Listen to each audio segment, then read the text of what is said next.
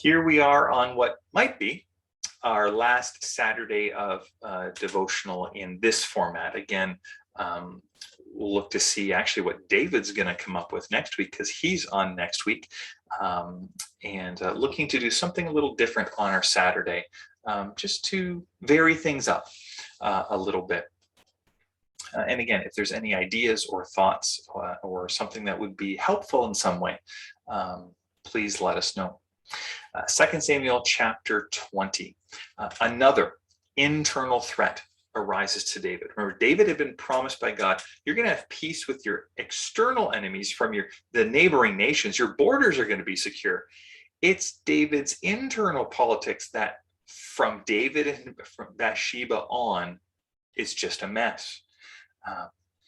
This is a person from the tribe of Benjamin. That's Saul's tribe, potentially, distantly related to Saul, perhaps. And he calls the 10 northern tribes. Remember, there's 12 tribes, Judah and Simeon, I believe. I could be wrong. I'd have to check my Bible atlas. Judah and Simeon were the two southernmost tribes, and the other 10 are called the northern tribes. This rebel calls the 10 tribes of the north to follow him. Remember, last chapter we saw there was some division that was now percolating. David sends for Amasa, his new general that kind of galvanized Judah's support, his own tribe's support for him. But Amasa doesn't show up on time. So David sends another leader, not Joab, doesn't quite trust Joab anymore, sends this other leader out with the army. They meet Amasa on the way, and Joab kind of underhandedly kills Amasa in cold blood, and then takes leadership of the army as it's en route to fight these rebels.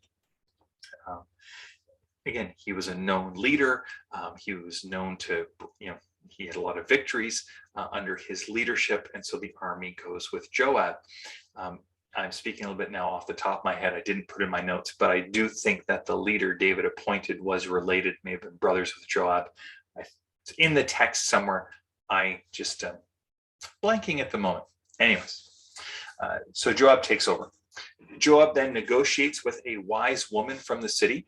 Interesting, the city sends a woman. This is countercultural. This is actually really kind of cool to me.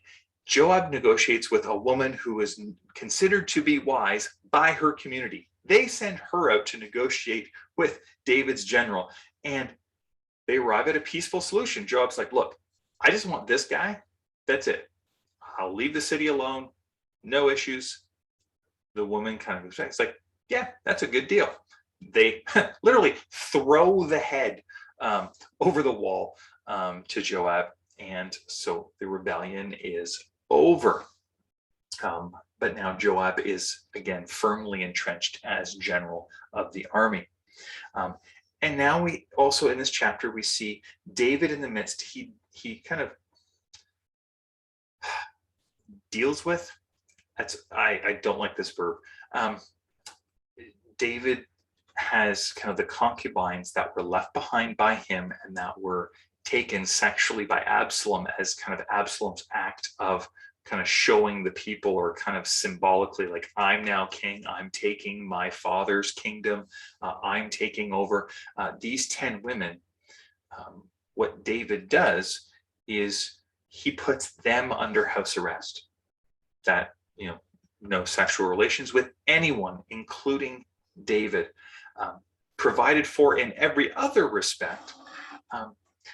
But the tension that is kind of in the text, and it's just one that we can see various kind of aspects of this. But one of the questions that this kind of leaves is, was this David following the law? Yes, in some ways. He was responsible for what happened. He looked to provide and take care of these women and make sure that they wouldn't be victimized again. So that there's an aspect there that is, we can look at as being positive.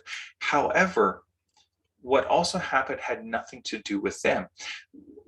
That restoration to the status they had in full, and full kind of access to David, if wanted. This is just kind of part not cultural dynamics. And so again, looking back over, just under 3,000 years, kind of go, how does this exactly work?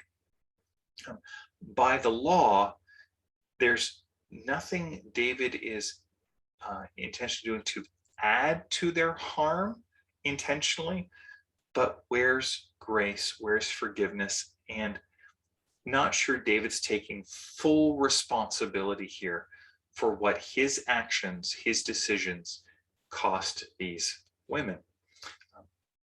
Again, not trying to make too much of this or too light of this. I do want to bring up the dynamic that our actions impact others, and when they do, we do need to own them. And how do we restore? How do we reconcile? How do we make things right as best we can? There's definitely aspects where David is doing at least some of that. Maybe, and again, this may have been the best course and what even these women would have wanted.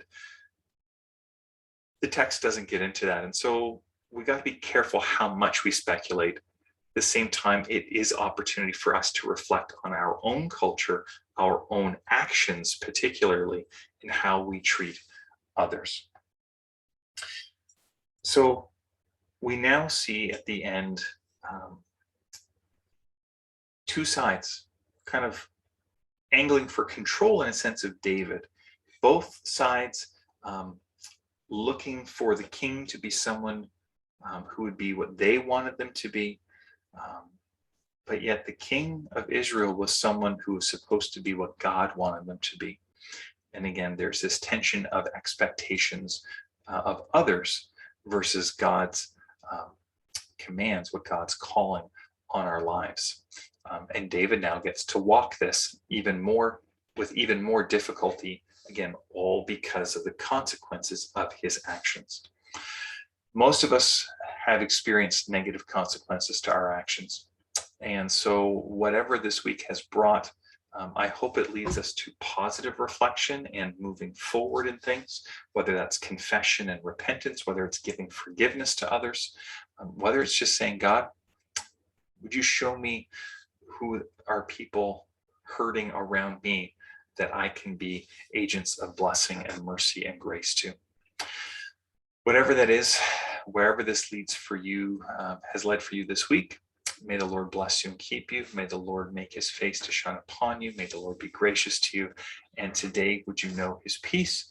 And tomorrow, David is preaching, and he's going to have, I think, some good words about empathy, just from talking to him earlier today. Well, not today when you're listening to this. It's so confusing. It's like time travel.